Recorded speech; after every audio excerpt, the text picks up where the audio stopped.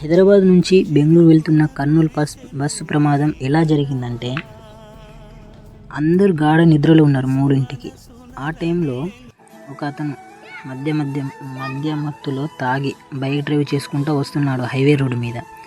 ఆ బైక్ అతను ఢీకొన్నాడు bus driver. ఆ ఢీ కొట్టగానే 200 మీటర్స్ తర్వాత బస్సును ఆపిండు బస్ డ్రైవర్.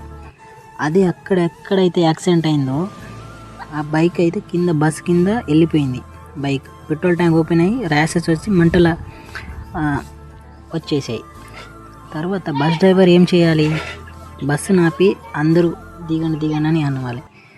ఆ బస్సు డ్రైవర్ బస్ని ఆపకుండా 200 మీటర్స్ తర్వాత బస్ ఆపి బస్సులో నుంచి వెళ్ళిపోయాడు బస్ డ్రైవర్.